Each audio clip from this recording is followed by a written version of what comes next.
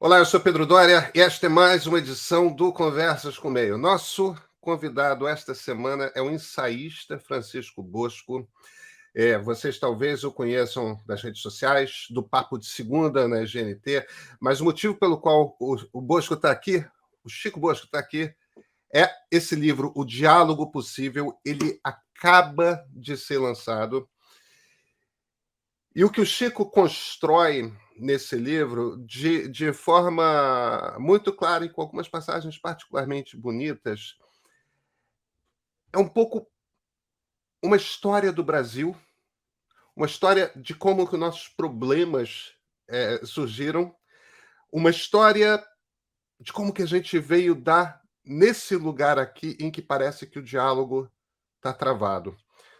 Uma das observações que o Chico faz, isso vocês percebem, a gente conversa sobre isso logo na minha primeira pergunta, é que a gente tinha de fato uma coisa que nos unia, que era a cultura popular. É algo um pouco mais frágil do que uma ideia maior de país, mas é algo que dava sentido a sermos todos brasileiros juntos em comum. E é algo que nós perdemos nesses últimos anos. O diálogo entre democratas, entre pessoas que reconhecem que o Brasil tem desigualdades profundas que precisam ser encaradas, esse diálogo, ele é possível? Ele será possível novamente? Como que a gente restabelece esse diálogo? Que ideia comum a respeito de nós conseguimos voltar a estabelecer para que nos vejamos de saída, né, como parte de uma mesma comunidade, como parte de uma mesma nação, de uma mesma nacionalidade. Bem, com vocês, Chico Bosco.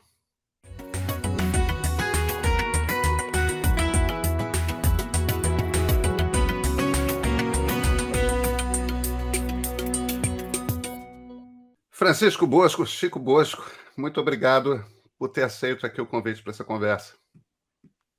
Salve, Pedro. É um prazer conversar com você. Eu dizia a você agora há pouco, eu tenho visto seus vídeos no Instagram com muita frequência e têm sido muito produtivos para mim, tenho aprendido bastante. Te parabenizo pelo trabalho.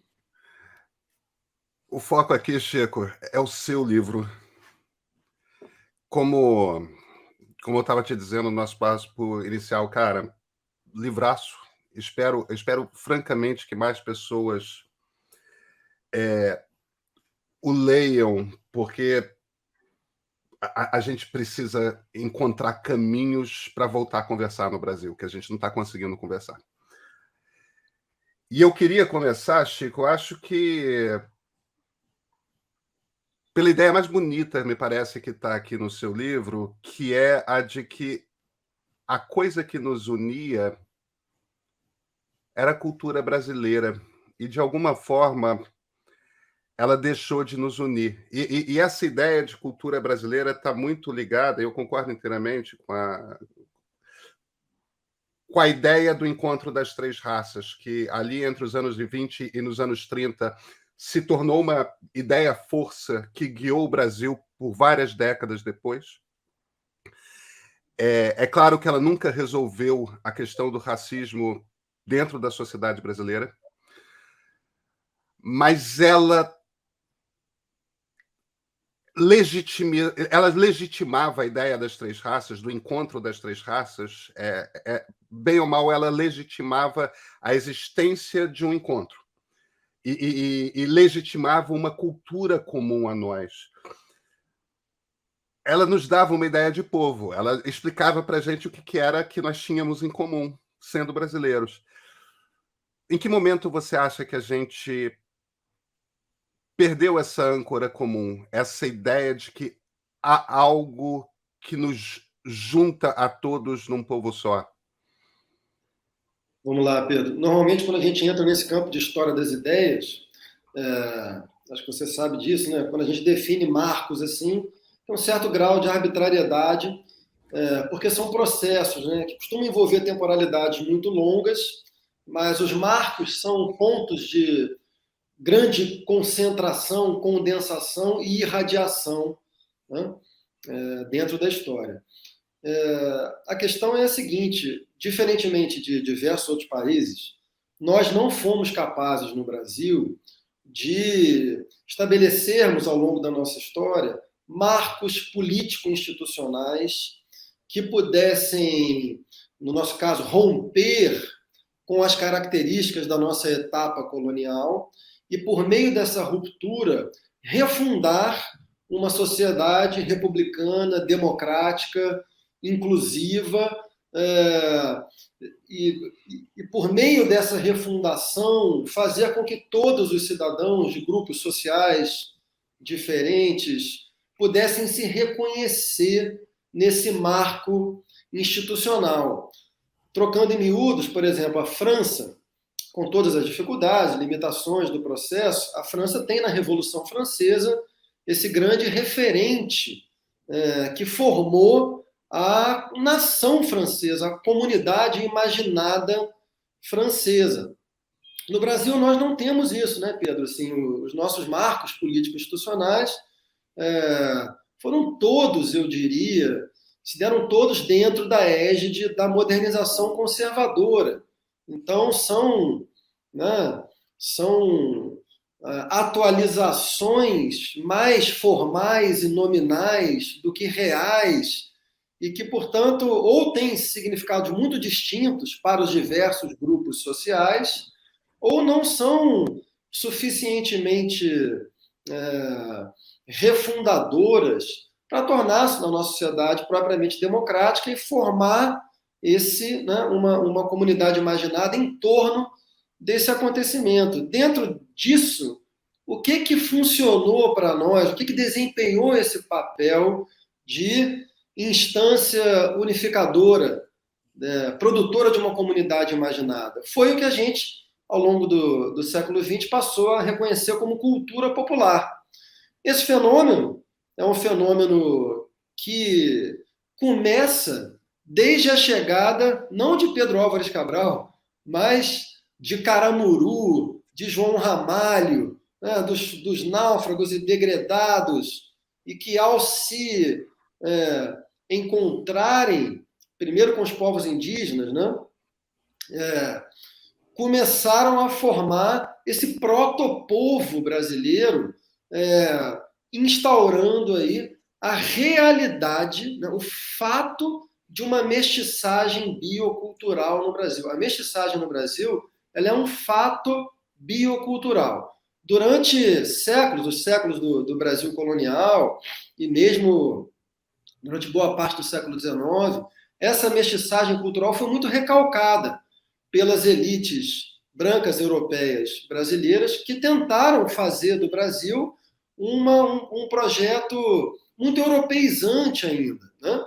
Mas isso não vingou, né, Pedro? Assim, do ponto de vista cultural, com o tempo, ou foi sendo produzido um desrecalque, e essa flor mestiça irrompeu do asfalto, como a flor do poema drummondiano. De forma que a gente entra no século XX com uma consciência disso. O modernismo brasileiro é o primeiro momento em que a gente tem uma consciência sistemática, esclarecida desse processo, e que serve de base a um projeto da cultura brasileira. Isso depois, nos anos 30, 40, tanto com as obras do Gilberto Freire, quanto como o projeto político do Getúlio Vargas, que você conhece bem, isso muda de patamar, e aí nós temos uma consciência consolidada de uma cultura nacional que é a cultura popular, já aí reconhecida em fenômenos como o carnaval, a canção popular, o futebol já começando a ser apropriado, ter protagonismo efetivo das pessoas negras. Tudo isso, Pedro, para concluir o argumento, fez com que nós conseguíssemos realizar no Brasil uma dimensão, essa da cultura popular, em que produzimos feitos que nunca conseguimos produzir na dimensão socioeconômica e institucional. Então, no futebol, você tem protagonismo efetivo dos negros, na canção popular, você tem uma mistura menos hierárquica com maior grau de autonomia entre pessoas negras, mestiças, brancas, entre analfabetos, semiletrados, universitários, entre pobres, classe média, ricos. Tudo isso é a história da nossa canção popular, né? E como esse feito é um feito absolutamente extraordinário e pelo qual o Brasil foi reconhecido no concerto das nações ao longo do século XX, isso serviu de inspiração para gerações de intelectuais e artistas que pensaram a canção popular, a cultura popular. Desculpa, estou com o telefone aqui. Que pensaram a cultura popular como um modelo a ser seguido pela dimensão socioeconômica brasileira. Tá? Então, o que nós realizamos na cultura popular, a gente deveria realizar na dimensão socioeconômica. Problema, isso nunca aconteceu. Esse sonho, ele teve o seu apogeu, eu diria, nos anos 60, e às vésperas do golpe de 64, ele para muitos, ele parecia estar na iminência de acontecer, né? E foi ceifado pela ditadura, e acho que a partir daí se estabelece uma consciência progressiva no Brasil de que o buraco socioeconômico no Brasil é muito mais embaixo e de que também, apesar de todas as virtudes da cultura popular brasileira, ela não deixava de funcionar, Pedro, aqui está a grande questão, né? Ela não deixava de funcionar como um elemento dissolvente dos conflitos efetivos da sociedade brasileira que precisavam ser explicitados para que a sociedade brasileira pudesse avançar. É a partir desse processo que a gente chega no ponto em que nós estamos. Grande problema, essa consciência não só das limitações da cultura popular, como do seu efeito colateral dissolvente, nos levaram a jogar fora o bebê com a água suja. Essa que para mim é a grande questão. Assim, tanto da parte de uma direita conservadora que não se reconhece nessa história que eu contei agora, de uma cultura popular basicamente mestiça, deshierarquizante, né? Muito livre, com um corpo desrecalcado, com uma economia pulsional, libidinal, muito diferente da economia libidinal dos países europeus, anglo-saxões, que vem de uma cultura protestante, puritana, né? Tanto essa direita conservadora hoje dominante, quanto a esquerda que se costuma chamar de identitária, por motivos diversos, recusaram a cultura popular. E com isso nós perdemos um dos pilares que sustentavam a comunidade imaginada brasileira. Eu considero, Pedro, para terminar, que não é um acaso que o colapso dessa ideia de cultura popular foi simultânea ao processo de colapso institucional social do Brasil. É como se nós tivéssemos perdido uma espécie de dimensão que, apesar de tudo, nos protegia. Chico, eu olho para a história da nossa República, eu vejo duas constituições boas. Duas constituições que tiveram, nos seus momentos, o potencial de modernizar o Brasil, de democratizar o Brasil. É uma Constituição que não teve a oportunidade de se tornar efetiva, que é a Constituição de 1934. Ela nasceu, o Getúlio já meteu o país em estado de sítio um ano depois, quer dizer, 35... com a tentativa de levante comunista do Prestes, tal, e aí descamba de vez no Estado Novo com uma Constituição fascista. A outra Constituição é a nossa Constituição, de 1988. Você parece que concorda comigo no livro de que nós tivemos dois partidos que tentaram, de fato, tirar a Constituição de 1988 do papel, que são PSDB e PT. Nos seus governos, eles tentaram, tanto por um processo de estabilização econômica, a hiperinflação era um pesadelo, quanto por um processo real de políticas sociais, integrar, democratizar e de fato, transformar esse país numa democracia liberal, coisa que é aquela eterna promessa, né? A gente está sempre buscando e nunca consegue, porque você tem essa máquina de essas diversas artimanhas da elite política brasileira que sempre consegue evitar a real democratização, a real integração do povo brasileiro, não só na sociedade de consumo, mas com acesso à educação, com acesso à saúde, com acesso aos direitos essenciais que são estabelecidos por qualquer democracia. Houve um caminho entre o Fernando Henrique subir a rampa do Planalto em 2013, houve um caminho real ali de consistente ampliação de acesso a direitos e, de repente, explodiu. Na primeira crise econômica, ou talvez um pouco antes da primeira crise econômica, a coisa explodiu de vez, explodiu com 2013. Vamos começar pelo básico. O que foi 2013 para você? Vamos ver, Pedro.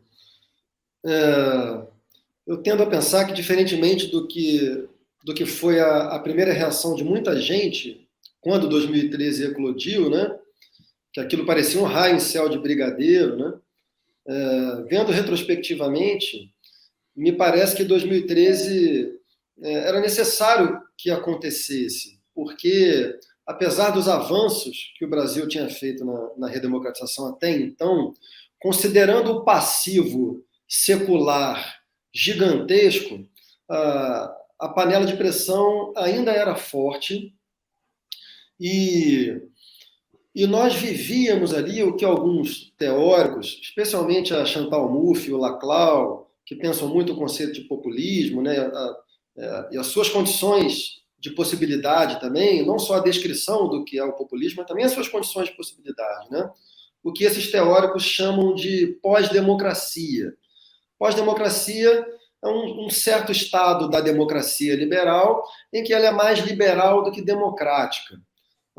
Como a gente sabe, o conceito de democracia, originalmente, ele está muito ligado à questão da soberania popular. Bem, a Chantal Mouffe e o Ernesto Laclau cunharam esse conceito de pós-democracia. Pós-democracia designa um certo estado da democracia liberal em que ela se torna mais liberal do que democrática.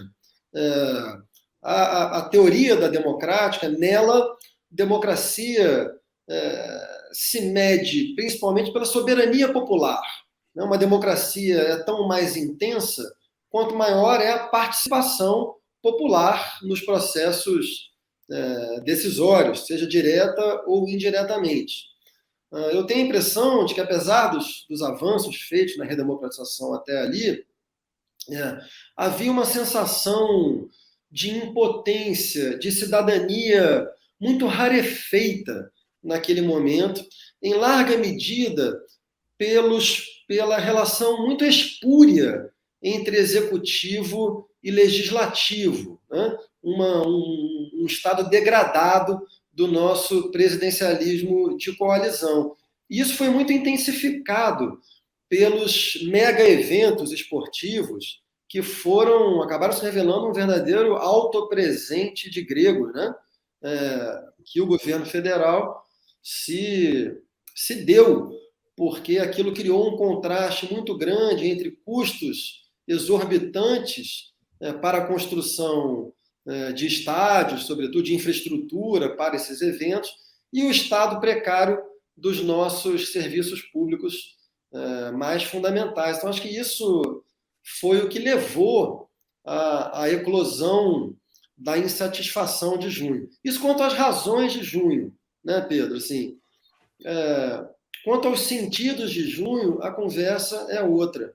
Eu não estou nem entre os ex-governistas que consideram junho o ovo da serpente, estabelecendo uma relação direta entre o que aconteceu em junho e as suas consequências efetivas, que desembocaram no bolsonarismo, mas também não estou entre, digamos, os os autonomistas da esquerda, né, alinhados ao pensamento, sobretudo, do Negri e tal, que até hoje consideram que junho foi um grande acontecimento que foi mal aproveitado e, portanto, foi desviado e por isso estamos onde estamos. O problema desse argumento é justamente que a possibilidade daquele acontecimento ser desviado ou capturado era enorme, pelas suas próprias características. Então, a questão é, quando você desperta uma enorme massa de energia social antissistêmica, anti-institucional, sem um projeto de reforma institucional bem definido, você corre o risco de que essa energia difusa seja capturada por um sentido diferente, até contrário do que você esperava. Né? Então, a minha relação com o junho se dá nessa ambiguidade irredutível aí. Eu gosto muito dessa ideia que o Harari, o Yuval Noah Harari, tem batido nos últimos anos, de como que é importante para nós humanos as histórias que nós contamos uns para os outros. Ou como que elas são, de certa forma, unificadoras, elas dão sentido para a sociedade, elas dão sentido para a nossa vida. São, de certa forma, construções, são, de certa forma, invenções, interpretações, mas a gente precisa dessas histórias. A maneira como eu passei a entender esse processo, eu queria testar e ver se você concorda ou não com a ideia, é que, de alguma forma, o que as pessoas estavam na rua pedindo era, tá, tudo bem, a gente recebeu integração pelo poder de consumo, mas a escola dos meus filhos continua muito pior do que a escola do meu patrão. O SUS é bacana, mas convenhamos, 6 meses para fazer uma cirurgia de câncer não dá, precisa ser mais rápido, precisa ser mais ágil. Quer dizer, em essência, a gente precisa de um Estado que funcione. É claro que é uma coisa imensa, difusa, cada um estava ali com a sua pequena pauta, mas no conjunto me parece que o problema era esse. Precisamos de um país que seja capaz de oferecer os serviços públicos essenciais, que seja capaz de entregar os direitos que a Constituição está nos garantindo. E, de alguma forma, nenhum dos grupos políticos entendeu isso naquele momento.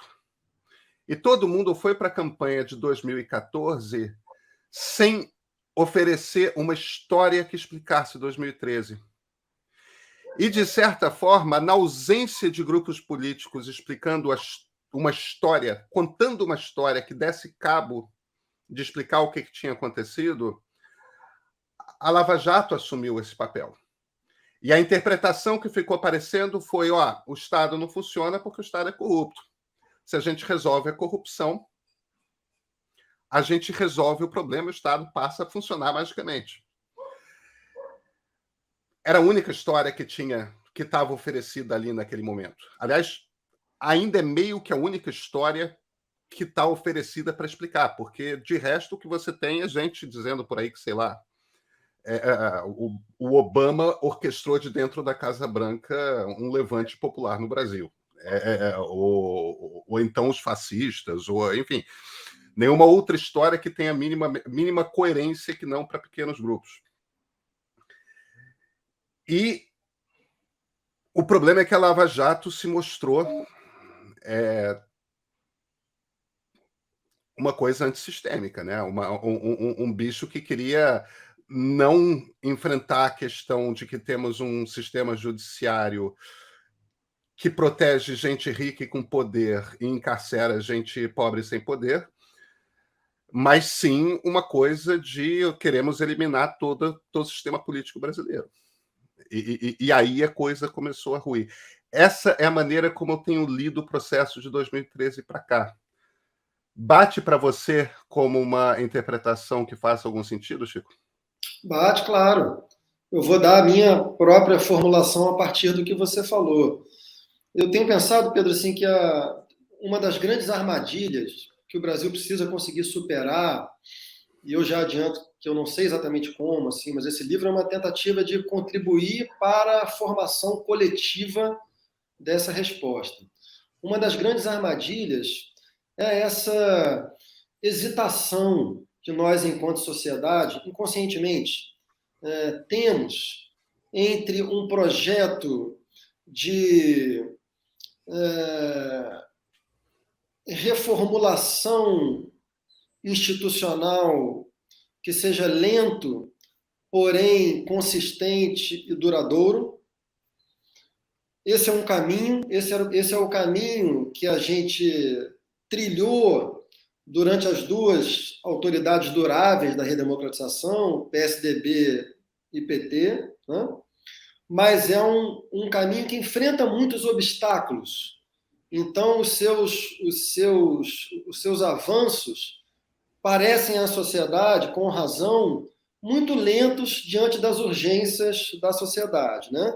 E, no entanto, sobretudo quando comparados ao que acontece quando esse processo se interrompe, fica muito claro que, apesar das limitações, havia um caminho ali que poderia ser, teoricamente, pelo menos, tá, Pedro? Poderia ser corrigido. Não era difícil identificar, não era tão difícil identificar algumas das limitações e corrigi-las. O problema maior para mim é político, é que o tempo todo a gente está lidando com um nível, que é o nível teórico, você consegue identificar os problemas, propor políticas públicas. Outra coisa é o Brasil real, é a cultura política brasileira, são os grupos de interesse organizados, etc. e tal. Mas um caminho é o caminho de aperfeiçoamento institucional.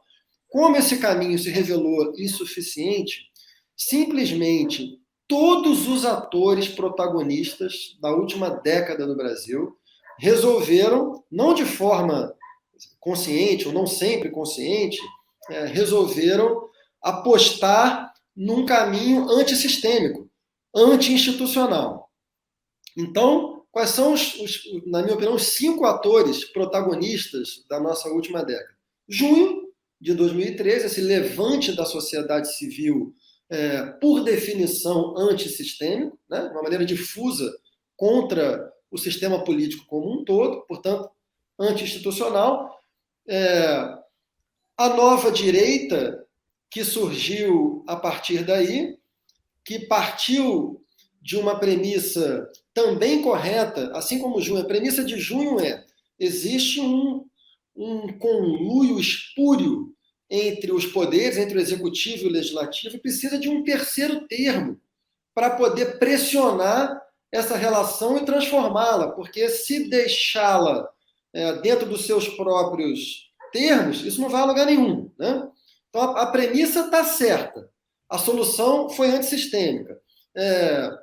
Antes da nova direita, a Lava Jato, como você falou, a Lava Jato captura essa energia. Qual é a premissa da Lava Jato? Como você falou, o sistema jurídico brasileiro é feito de tal maneira que, no fim das contas, os poderosos são blindados.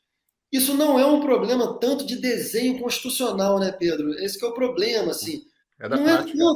Não é tanto um problema de vai prender em segunda instância, não vai prender em segunda. Não é isso. Tem muita instância recursiva. É um problema de cultura política. Não tem bom desenho constitucional que rode bem numa cultura política degradada. Não tem. A premissa era certa, portanto. Qual foi a solução? A solução foi, para tentar supostamente fazer justiça, solapar o próprio direito. Ora, pelo amor de Deus, agentes do sistema jurídico deveriam ser os primeiros a reconhecer que não há justiça sem o direito. Então, também a partir de uma premissa correta, a solução foi anti-institucional e acabou, no fim das contas, degradando a própria credibilidade da instituição da justiça. Novas direitas, e aqui eu vou entrar num debate que eu sei que te interessa debater, depois a gente pode aprofundar, que tem a ver com o impeachment, né? Novas direitas partiram também de uma premissa que poderia ser considerada correta. Houve problemas sérios durante a gestão petista relacionados tanto à corrupção quanto do ponto de vista do pensamento liberal, ortodoxo, relativo à questão fiscal. Tá? Então, a gente pode voltar a esse ponto. A premissa está certa. Houve, de fato, problemas graves de corrupção e problemas graves de condução de política econômica no que diz respeito à questão fiscal. Qual foi a aposta? De novo, foi uma aposta, aí eu sei que você não concorda exatamente comigo, foi uma aposta que eu considero anti-institucional. Eu considero que o impeachment foi a maior violação das regras de autocontenção na história da redemocratização brasileira, que, entretanto, é feita de muitas violações a essa regra. Depois podemos voltar a isso. O próprio PT, de novo, a premissa me parece correta, Pedro. Assim, a premissa o PT é um partido social-democrata que, como todo partido social-democrata do mundo, vem de uma tradição socialista, marxista, leninista. O que essa tradição pensa? Essa tradição pensa que não existe democracia. Ponto. Não existe democracia neutra. Existe democracia burguesa ou democracia proletária. Democracias liberais são democracias burguesas. O que isso significa? Significa que nelas o Estado e as suas formas jurídicas não são uma instância que vá fazer uma mediação neutra dos conflitos sociais. Não é isso. São simplesmente formas abstratas para defender os interesses das elites no poder. Essa premissa está certa? Para mim, em boa medida está. Não está totalmente, mas em boa medida está. Qual foi, então o que o PT fez diante disso? Essa é a minha leitura. O PT pensou, se nós jogarmos o jogo da democracia burguesa, nós seremos derrotados. Então, toda a corrupção me parece que encontrava uma justificativa dentro da direção do partido, que era essa. Nós estamos atuando dentro do que a gente poderia chamar de uma perspectiva de justiça utilitarista. Nós estamos violando o direito em nome de um bem maior, que seria a consecução do nosso projeto de transformação da sociedade brasileira, que não poderia ser levado a cabo dentro dos parâmetros da democracia burguesa. Veja que paradoxo difícil de desativar, porque claramente, se você viola os parâmetros da democracia burguesa, você está entrando num caminho que é perigosíssimo. Né? Então tem uma armadilha aí que estava pronta. Mas, de novo, a premissa pode ser correta, a solução é, no limite, antissistêmica também. Corrói as instituições. E, finalmente, os chamados grupos identitários. E eu aqui faço um parênteses que me parece muito importante. Por que eu chamo esses grupos de identitários? Porque tem uma diferença pela qual eu luto intensamente. Acho que todos deveriam lutar, que é a diferença entre pessoas que estão engajadas numa luta antirracista, numa luta por igualdade de gênero, numa luta anti-LGBT-fóbica, tá? Essas pessoas são umas pessoas. E existem outras pessoas que também lutam por tudo isso, mas a partir de um conjunto de premissas e de métodos específicos. É o alinhamento e a defesa desse conjunto de premissas e métodos que configura um certo grupo político como sendo identitário. Quais são essas premissas e métodos? Diversas. Por exemplo, para certo feminismo, que bebe nas ideias do feminismo radical das feministas americanas dos anos 70, 80, toda relação heterossexual é constitutivamente violenta, porque as mulheres não são dotadas de autonomia o suficiente para ter escolhas legítimas. Tá? Você pode ser perfeitamente a favor da igualdade de direitos de gênero e não concordar com uma premissa dessas, por exemplo. O que acontece? A gente tem que parar de confundir que quem critica premissas como essa, entre muitas outras, tá? É misógino, ou é racista. Então, uma coisa são movimentos identitários, outra coisa são pessoas antirracistas, antimisóginas, etc. e tal. Pois bem, movimentos identitários, a partir de uma premissa correta, o Brasil é um país largamente racista, o Brasil é um país que tem problemas de assimetria de gênero sério, o Brasil é um país LGBTfóbico em boa medida. A premissa é correta. Qual foi a direção, o sentido? Também ele, a gente poderia chamar de anti-institucional. O que os movimentos identitários fizeram foi, em larga medida, tentar fazer justiça também solapando o direito. E solapando, quando não o direito, aquilo que a gente poderia chamar de um devido processo moral. Então, por exemplo, quando eu escrevi o meu livro A Vítima Tem Sempre Razão, ênfase no ponto de interrogação, o que estava acontecendo naquele momento no debate brasileiro era basicamente o seguinte: alguém pertencente a uma minoria social acusava um homem branco, heterossexual, de alguma coisa, e aquilo imediatamente era tomado como uma sentença. Então você não tem direito ao contraditório, você não tem direito a levantar evidências a seu próprio favor, você não tem aquilo que a gente poderia chamar, portanto, de direito a um devido processo moral. Pedro, por favor, o que é isso? Isso é desrespeito à instituição, né? Então, para terminar o raciocínio, Pedro, a leitura que eu faço dessa última década é que todos os grupos sociais relevantes no Brasil, todas as lideranças políticas relevantes no Brasil, partiram de premissas corretas e apostaram num caminho que, no limite, a gente poderia chamar de anti-institucional. Então, acho que uma das grandes questões que a sociedade brasileira tem a resolver é o que a gente vai fazer com essa armadilha. A armadilha é o caminho institucional é lento e conta com obstáculos reais. O caminho anti-institucional costuma produzir conquistas a curto prazo e degradar o ambiente geral a médio e longo prazo. Todos esses atores que eu elenquei aqui tiveram ganhos a curto prazo e prejuízos a longo prazo. Os identitários, a conta é mais complexa, mas mesmo eles, eu considero que, enquanto identitários e não enquanto agentes de uma luta antirracista, etc., essa luta está avançando, felizmente, mas as premissas identitárias estão perdendo. Então, todos tiveram ganhos de curto prazo, mas acabaram degradando o processo brasileiro geral no longo prazo. Essa é a leitura que eu faço, Pedro. Eu não discordo da leitura que você faz sobre impeachment, não, tá? Meu único ponto a respeito do impeachment tem sido... Eu sou contra chamar um golpe de Estado algo que está dentro da Constituição. Agora, que foi uma trapaça, que foi uma violência institucional, foi... Como o acúmulo de dinheiro para se manter no poder por parte do PT, foi. Como a escolha de método e objetivo de ação por parte da Lava Jato, foi. Como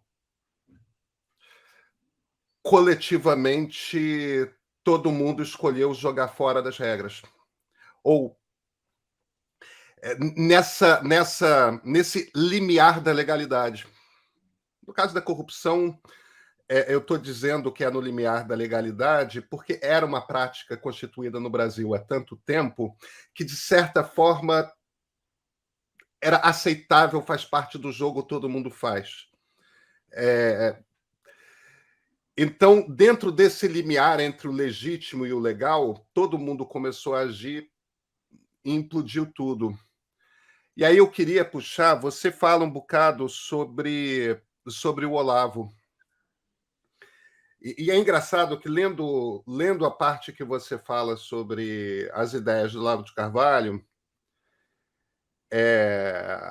há muito tempo que eu não li alguém disposto a encarar de forma séria. Vamos ver o que ele diz e vamos analisar a leitura que ele faz do Brasil. Tem uma nova direita nos Estados Unidos que é uma coisa mais... é extremamente reacionária, mas é muito mais séria do que os malucos, QAnon, etc., que eles fazem uma leitura que em alguns pontos seu livro, você observando pontos a respeito do Brasil, você me remeteu a essa nova direita. A leitura que eles fazem dos Estados Unidos é o seguinte: existe uma espécie de conluio de uma elite intelectual que são as pessoas que frequentam mais ou menos as mesmas universidades, trabalham nas mesmas firmas de direito, trabalham nos mesmos jornais, trabalham... É uma elite que meio que as pessoas, que são os think tanks, etc., eles são treinados a pensar de uma mesma maneira, eles pensam de uma mesma maneira, alguns são democratas, outros são republicanos, mas no fim das contas frequentam as mesmas festas, frequentam os mesmos ambientes, e suas discordâncias parecem discordâncias, mas no fim das contas é uma coisa superficial e ninguém está olhando para o povo. É muito mais sofisticado como crítica do que o QAnon, porque o QAnon é um delírio paranoide. Essa descrição de como funciona a elite americana e esse descolamento cada vez maior dessa elite americana, dessa elite intelectual, tá? Americana, que é quem também decide, que é quem faz os debates públicos e é quem decide políticas públicas. Há, de fato, esse descolamento acontecendo entre essa elite e o povo. O vão aumentou, que é uma das muitas formas pelas quais essa desigualdade que surgiu nos últimos 30 anos, ou se aguçou nos últimos 30 anos, se mostra. Não é só econômica, é também em quem tem acesso ao debate público. E, de certa forma, as redes sociais extrapolam isso, traz um monte de voz para a coisa, e, embora às vezes sem a capacidade de se articular, tudo mais, está reclamando disso. De certa forma, o Olavo tem um bocado deste tipo de reclamação embutida no discurso dele, né? Se a gente descola a coisa Gramsci, comunistas, tudo mais, e olha, tem uma turma aqui, e esse clube de quem tem direito a ter ideias no Brasil é quase intransponível ao resto, montou-se um movimento neofascista em cima de uma crítica que deveria, de fato, ser discutida, não? Sim, sim. Eu sou muito sensível a essa crítica do Olavo de Carvalho, e aqui um disclaimer de cara, né? Assim, eu considero que o Olavo de Carvalho é o intelectual mais influente do Brasil nas últimas décadas e o mais nocivo. O saldo do trabalho é um saldo terrível. Assim, profundamente né? antidemocrático, é uma proposta neofascista, literalmente, no fim das contas. É o founding father do que você chamou de mentalidade paranoide brasileira. Assim. Então, ok. Isso não significa, entretanto, que tudo o que ele diz esteja completamente errado, né? Aliás, o Olavo é um caso muito curioso, Pedro. Assim, eu não me lembro de outro em que, na mesma obra, às vezes no mesmo livro, às vezes na mesma página, você tem formulações brilhantes e outras completamente descoladas da realidade. Pois bem, eu considero sim que o Olavo tem, ao menos em parte, razão quando ele critica longamente a hegemonia das ideias de esquerda no Brasil e as suas consequências. Eu considero que de fato, desde o final da ditadura, acontece uma hegemonia das ideias de esquerda no Brasil, sobretudo nos ambientes universitário, dentro das ciências humanas, na imprensa, né? Mas esse pensamento ele deve ser relativizado, porque em outros meios isso não aconteceu, né? Por exemplo, dentro da discussão econômica, eu tendo a pensar que os ortodoxos talvez levem a melhor. Samuel Pessoa, meu bom amigo economista ortodoxo, provavelmente vá discordar de mim. Ele discorda de mim sempre, quando se trata de economia, assim. Eu aprendo muito com ele. Mas, enfim, o que é importante disso, Pedro, é que nós não fomos capazes de criar, me parece, um ambiente de debate público em que ideias da direita se sentissem autorizadas a participar do debate. Isso porque, em boa medida, a direita sai da ditadura muito associada à ditadura. Então, essas ideias elas foram muito represadas durante muito tempo. E aí tem um problema, né, Pedro? Assim, a esquerda tem uma dificuldade muito grande de considerar que o pensamento da direita deva ser aceito numa democracia liberal. Assim, eu já vi mais de uma vez lideranças, no meu livro mesmo tem uma declaração da Maria do Rosário, se não me engano, assim, dizendo que o pensamento da direita é necessariamente antidemocrático. Não, ao contrário. O pensamento da direita é constitutivo da democracia. Não fosse assim, a democracia é soberania popular. Se a soberania popular decidir que os valores e os métodos das diferentes tradições do pensamento da direita são os que devem prevalecer, é isso que a democracia liberal deve aceitar, né? Então, uma crítica importante a ser feita é que, em primeiro lugar, a esquerda deve incondicionalmente aceitar o pensamento democrático, ou o pensamento da direita democrática numa democracia liberal, né? Se a gente estiver aqui tratando de uma esquerda democrática também, né? Agora, eu vou mais além, viu, Pedro? E aí, isso que é um dos centros desse meu livro Diálogo Possível, né? Para mim, as ideias da direita não são apenas aceitáveis, muitas delas são desejáveis. Eu sou uma pessoa de centro-esquerda, um liberal de esquerda, ou uma pessoa de esquerda que defende princípios liberais, e considero que as diferentes tradições da direita têm muito a contribuir para a sociedade brasileira, não apenas brasileira, evidentemente. Então, eu considero que, por exemplo, a tradição do liberalismo civil tem contrapesos muito importantes para as exigências mais do que justas de democratização da sociedade brasileira. Isso, para trocar em miúdos, a gente vê com muita clareza nesse debate em torno do identitarismo. Alguns dos métodos do identitarismo no debate público brasileiro são métodos autoritários.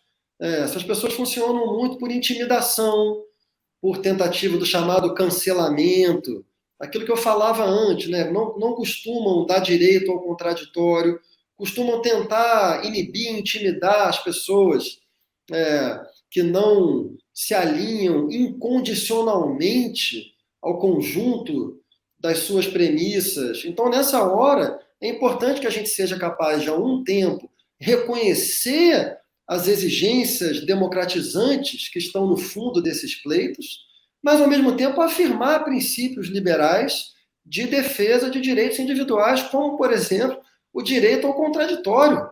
Você não pode considerar aceitável ser denunciado e ser imediatamente condenado sem direito à defesa. Isso não é aceitável. Então, isso quanto à tradição liberal civil.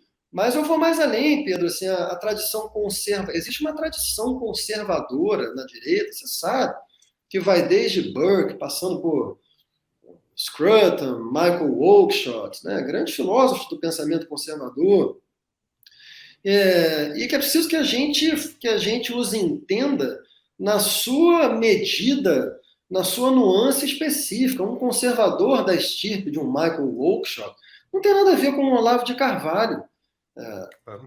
Não. O que o conservadorismo esclarecido basicamente quer?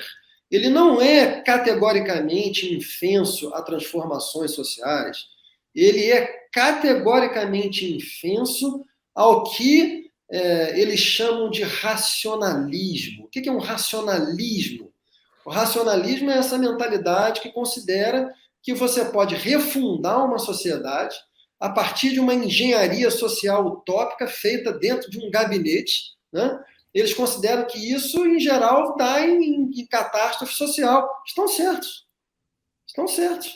Então, eles pedem devagar com a louça. Devagar com a louça. Ora, eu creio que é possível encontrar algum termo de diálogo entre as exigências de inclusão, de democratização, de ampliação de direitos efetivos para as minorias no Brasil e as exigências dessa tradição conservadora, que não se confunde, seja com a tradição olavista, seja com a matriz cristã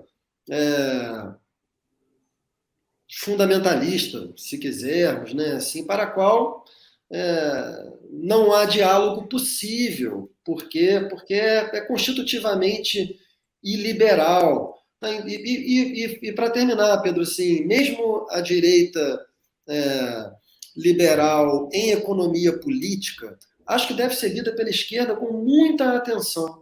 O Lula, por exemplo, sempre deu enorme atenção a essa tradição. Assim, o primeiro governo Lula, né, tinha como secretário de Fazenda ninguém menos que o Marcos Lisboa, um ortodoxo de cepa pura. Palocci também era um liberal. Então, foi possível um diálogo ali entre uma dimensão da política econômica liberal no campo, sobretudo, da produção, né, Pedro? Isso é uma coisa importante falar. Desculpa estar me estendendo demais, é a última coisa. Muito importante, acho que a gente tenha consciência de que é possível fazer uma distinção no campo da economia política entre o que é a intervenção do Estado na produtividade, tá? E o que é a intervenção do Estado na redistribuição dos recursos. São duas instâncias que têm alto grau de autonomia. Elas estão articuladas, mas elas têm alto grau de autonomia. Então você pode, e esse é o modelo que eu tendo a defender, não tenho convicções profundas, mas eu tendo a defender um modelo que seja liberal relativamente à produtividade, que seja pouco intervencionista ou que seja mais intervencionista diante de condições propícias à intervenção e fazemos com muito cuidado, tá? E, ao mesmo tempo, defender um Estado radicalmente interventivo na dimensão da redistribuição, o que significa imposto de renda radicalmente progressivo, taxação de grandes fortunas, cobrança de lucros e dividendos, mas também orçamentos territorializados, alocação de investimentos em setores desfavorecidos, etc. E tal. Tudo isso para dizer que é perfeitamente possível você combinar valores e estratégias da tradição da direita, seja ela da direita liberal civil, seja ela da direita liberal em política econômica, seja ela da direita conservadora, e combinar isso com valores, argumentos e medidas da tradição da esquerda. Na minha posição pessoal, que é uma posição de centro-esquerda, considerando que o Brasil requer transformações estruturais mais profundas à esquerda, eu considero que devem prevalecer as medidas egressas do campo da esquerda. Quais são? Como eu falei, reforma tributária, uma reforma do sistema jurídico no Brasil que repense toda a questão carcerária no Brasil. É uma situação grotesca, a situação do Brasil, em que você tem uma porcentagem grande da população carcerária que sequer foi a julgamento, são presos provisórios e que apodrecem em cadeias. Isso é uma coisa absurda. Muita gente que é preso e que poderia passar por outros tipos de justiça restaurativa em alguns casos. Então, a situação carcerária no Brasil também deveria ser objeto de uma transformação estrutural profunda. A política de drogas no Brasil é uma política que deveria ser completamente transformada no sentido de uma descriminalização, que pudesse incluir uma compensação aos grupos sociais, territoriais, que foram os mais diretamente atingidos por essa política criminosa do Estado brasileiro. Para terminar, Pedro, eu considero, portanto, que é perfeitamente possível que a gente saia desse registro absolutamente entrincheirado, que da parte da direita considera que qualquer ideia egressa de qualquer lugar do espectro ideológico da esquerda veja só, que grotesco, comunista, ou, enfim, aparelhador do Estado, corrupto, etc. e tal. Mas, do outro lado, a caricatura não costuma ser menor. Considerar que qualquer ideia do campo da direita é neoliberal ou fascista, que está só um degrau abaixo de neoliberal nas desqualificações. Então, a gente pode elevar esse debate, mas para isso é preciso que a gente saia dessa dinâmica de lógica de grupo. Né? É preciso que a gente renuncie aos prazeres narcísicos do acolhimento e estude e faça um debate mais sério. Chico, penúltima pergunta. Eu quero completar o arco histórico que a gente está desenvolvendo de como viemos parar aqui. Você estava falando da política carcerária brasileira. Com muita frequência, a gente usa o termo análogo à escravidão para aquelas situações daquelas fazendas, principalmente no norte, no centro-oeste, lá onde Judas perdeu com as botas, em que mantém aqueles sistemas de rapidamente endividam os funcionários para torná-los essencialmente escravos.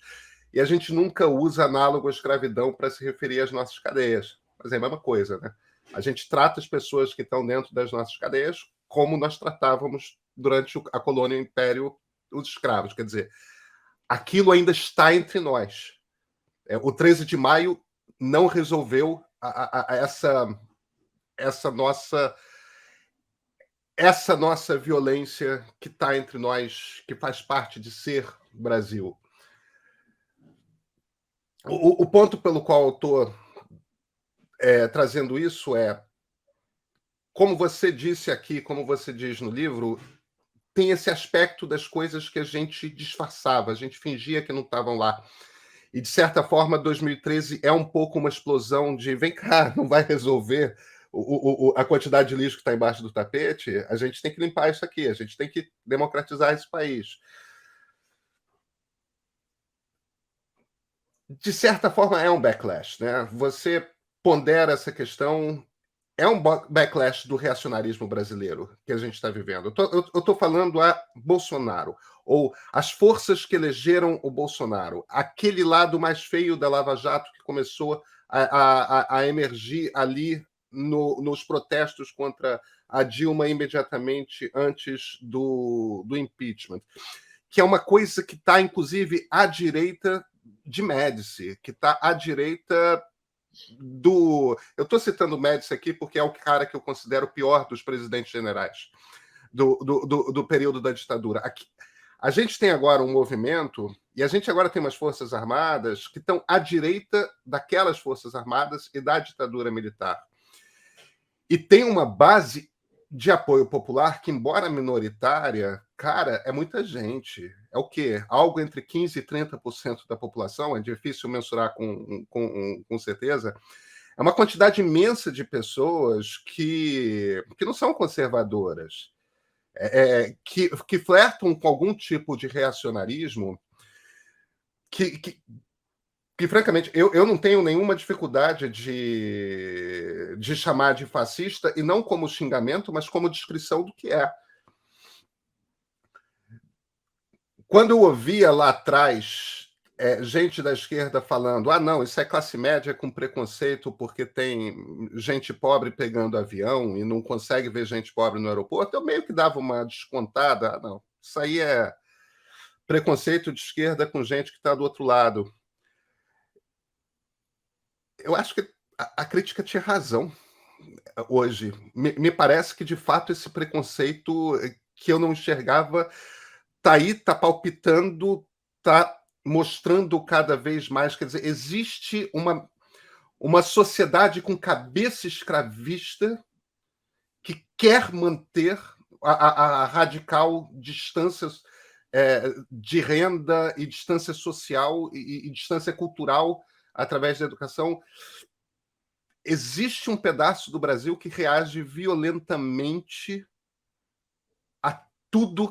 todos os valores que a Constituição de 88 representa.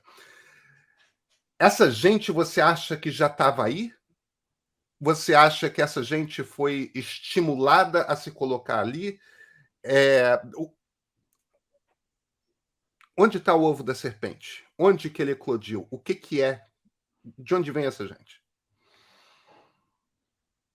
Pedro, eu, em primeiro lugar, tendo a pensar que política não é um campo essencialista. A mentalidade das pessoas muda também de acordo com o contexto, né? Eu considero que o bolsonarismo tem uma dimensão de backlash, como você falou, né?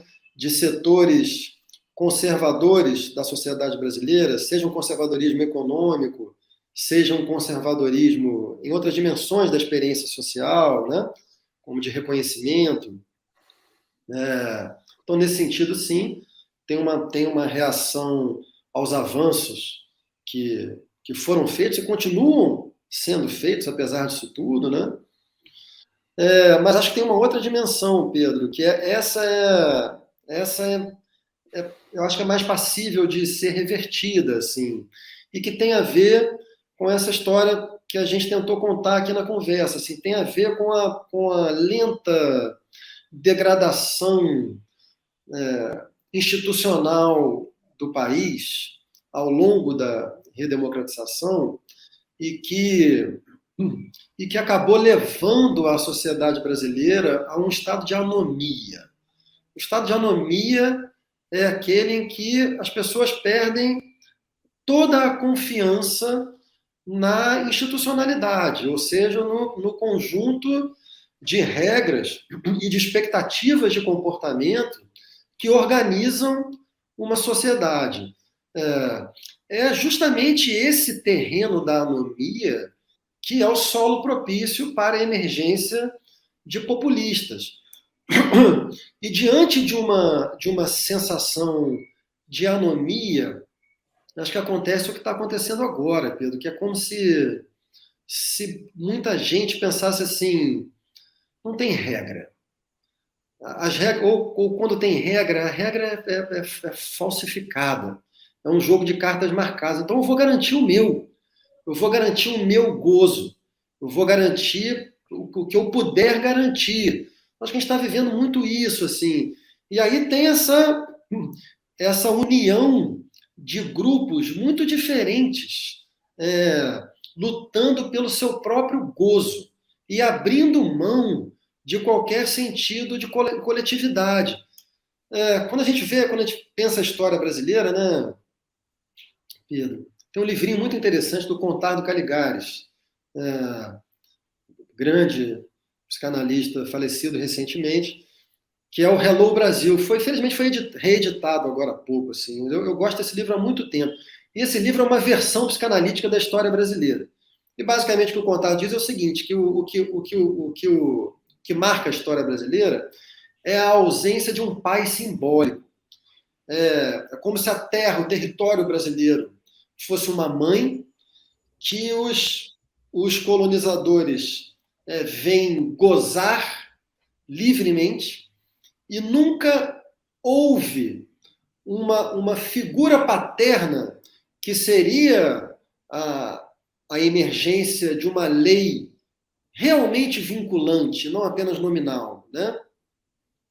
Que pudesse organizar a distribuição do gozo, limitar o gozo dos mais poderosos e tornar o gozo acessível aos grupos historicamente desfavorecidos. Isso nunca houve de uma maneira, como a gente conversou aqui o tempo todo, né? Realmente inclusiva no Brasil. O que eu acho que está acontecendo no Brasil agora é que, nesse momento, uma boa parte da sociedade brasileira desistiu de tentar estabelecer uma lei verdadeiramente universal que possa promover o acesso dos que estão abaixo, né? E limitar o gozo dos que estão acima. Então é como se estivéssemos vivendo agora a seguinte situação: os que sempre gozaram, as elites do gozo, oportunisticamente estão se aproveitando desse momento e foda-se o que acontecer, eu vou garantir o meu gozo imediato. Se o Brasil acabar, eu vou para Miami. Desculpa a caricatura, mas no limite tem muito disso mesmo, assim. E certos grupos que nunca puderam gozar tanto quanto as elites estão lutando para gozar dentro dos limites dos seus próprios grupos sociais. Então, o homem branco, hétero, machista, quer continuar gozando do corpo da mulher que ele oprime, sabe? Sei lá, todas as caricaturas, o motoqueiro que faz motociata, quer ultrapassar sinal, quer exercer toda a truculência. Os grupos sociais desfavorecidos querem exercer a sua truculência nas pessoas também desfavorecidas. E os donos do gozo, do grande gozo, querem continuar exercendo o seu gozo ilimitado. Como é que a gente coloca isso de volta a um projeto limitador do gozo dos mais poderosos e inclusivo dos gozos, do gozo dos que estão abaixo, né? Esse é o grande desafio, né?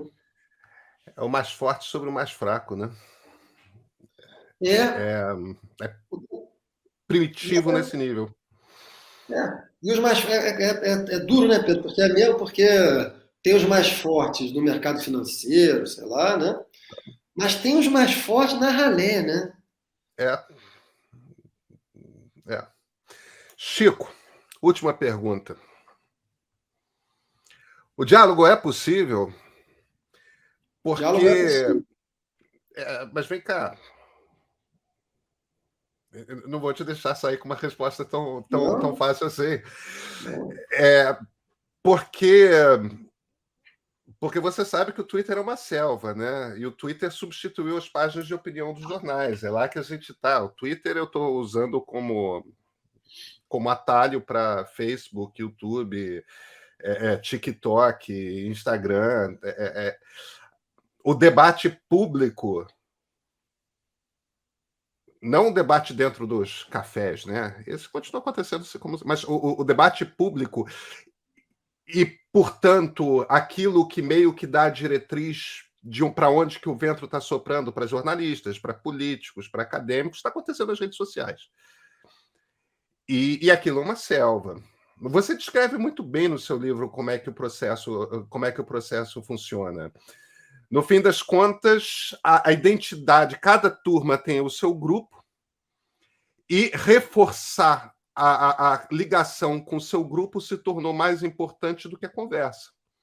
Então, cada um tem aquela meia dúzia de slogans que fica repetindo, tem aquela versão da história que construiu para si, e essa versão da história não pode ser questionada, se transforma em dogma, porque a partir do momento que você levanta a possibilidade de questionar a sua versão da história, você vira um apóstata, você é posto para fora, você é questionado. Nesse tipo de ambiente, o diálogo não é possível. Porque o custo social de você pensar, estou usando palavras suas no livro, o custo pessoal de você pensar, ou seja, de você questionar as suas próprias crenças, é alto demais. E, no entanto, se a gente não voltar a dialogar, essa minoria que você acabou de descrever, ela vai continuar com muita força. Enquanto os outros vários grupos não forem capazes de conversar entre si, não adianta a gente ser 70% ou 80% da sociedade. Estamos espatifados achando que nossas divergências são mais importantes do que a gente tem em comum, que é o desejo de manter uma democracia no país. Se o diálogo é possível, qual é o caminho para restabelecer o diálogo? Bom, vamos lá, Pedro. Primeiro, uma premissa importante aí, que de novo, a Chantal Mouffe, ela fala o seguinte: você tem basicamente duas formas de pensar e de agir politicamente. Uma é o caminho da tentativa de produção de consenso. Outra é o caminho da aposta no dissenso, quanto mais agudo, melhor, né? Eu considero que a aposta no dissenso, ela é a que está prevalecendo no Brasil e ela paralisa o Brasil, porque o que você tem são dois grupos mais, né? Mas basicamente, assim, vamos para fins didáticos aqui. Tem dois grupos que estão pensando radicalmente diferentes, né?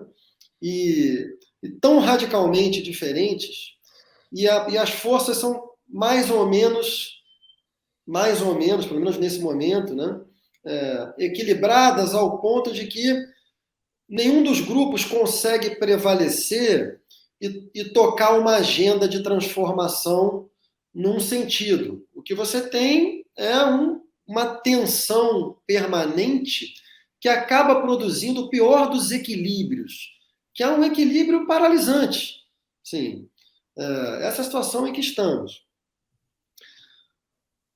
A aposta numa tentativa não exatamente de produção de consensos, né? Mas de diálogo. O que significaria o diálogo aí?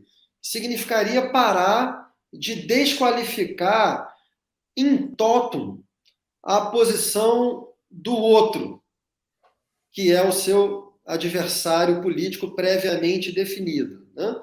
Então, se a gente consegue estabelecer uma margem de manobra para fazer essa conversa, eu acho que a gente consegue uma linha política, institucional e social, cultural, que seja um tempo transformadora e durável, porque é assentada sob algum consenso, ou pelo menos a diminuição, o esvaziamento, a deflação desse dissenso que já não é mais dissenso, é uma verdadeira discórdia, né? Isso é uma premissa. Você me pergunta, o diálogo é possível?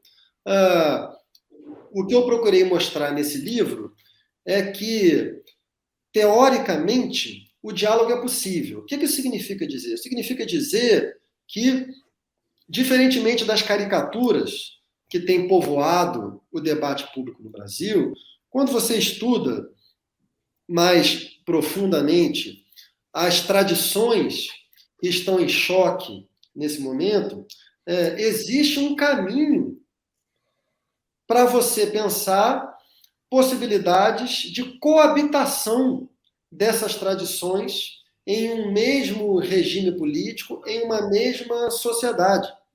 Então, você tem, se você é de centro-esquerda, isso significa que você não recusa completamente valores que são da direita. Se você é de centro-direita, isso significa que você não recusa completamente valores que são da esquerda. Existe um amplo espaço do espectro ideológico, político, capaz de acolher esse diálogo. Tá? Então, teoricamente é possível, historicamente é possível. Há várias sociedades que realizam essas formas, várias. As sociais-democracias, tal como a gente as conheceu ao longo do século XX, de alguma maneira as conhece ainda hoje, sobretudo nos países escandinavos.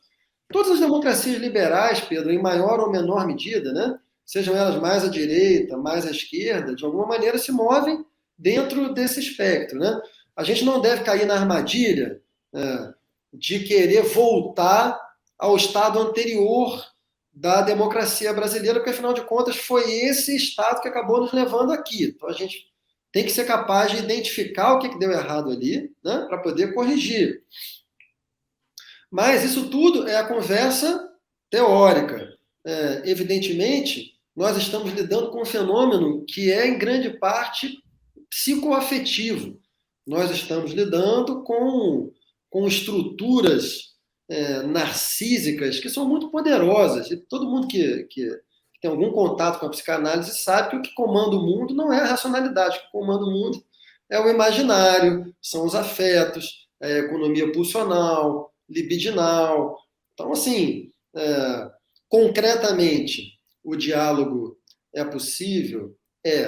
Mas é a luta da racionalidade contra as tendências imaginárias afetivas que são muito poderosas. O que a gente pode fazer, Pedro? O que a gente pode fazer é o que a gente está fazendo, né? O que a gente pode fazer, no caso do meu livro, eu tentei dois caminhos. Um, tentar elevar a consciência social relativamente a esse problema das lógicas de grupo, e aí, né, fazer um apelo de ordem moral aos participantes do debate, que é o seguinte apelo: tentem prestar atenção em até que ponto, em nome das suas compensações narcísicas, vocês podem estar sacrificando um entendimento mais correto da realidade brasileira e, portanto, produzindo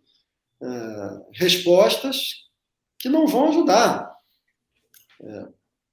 E, ao mesmo tempo, fornecer recursos de ordem propriamente cognitiva para que o debate mude de patamar, né? Então, se você é uma pessoa que participa do debate, que tem usado esses termos todos, que são os termos fundamentais do debate hoje, né? Neoliberal, liberal, socialista, comunista, fascista, conservador, reacionário, esquerda, direita, identitário, progressista.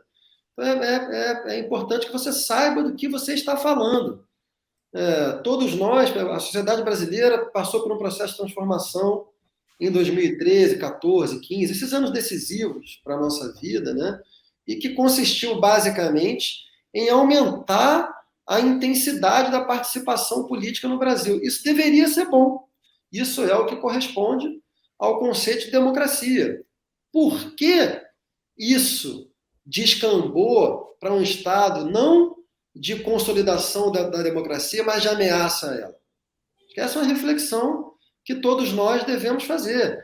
E essa reflexão vai passar por essas questões que a gente está fazendo aqui. No limite, deve levar a um pensamento sobre a responsabilidade pessoal de cada pessoa que participa no debate. Cada pessoa que participa do debate tem que parar para refletir qual é a contribuição que eu estou dando ao debate, né?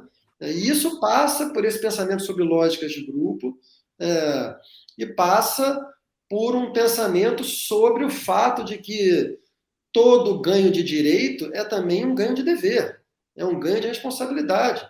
Se nós conquistamos o direito de uma participação política mais inclusiva, com esse direito deve vir uma responsabilidade pessoal aumentada também quanto ao debate. Então é isso. O diálogo é possível? Mas desde que sejamos capazes de transformar as próprias condições do debate, condições de possibilidade do debate. O debate público, para terminar agora de verdade, ele tem uma função numa democracia.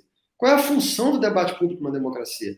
É transformar a posição das pessoas. O que é o debate público? O debate público é a instância comum onde se encontram evidências científicas, dados empíricos, argumentos teóricos, compêndios de experiências históricas, e tudo isso é colocado no mesmo ambiente para que as pessoas possam se submeter à fricção de tudo isso e aperfeiçoar e definir as suas próprias posições. Qual é a pré-condição para que o debate público cumpra esse papel?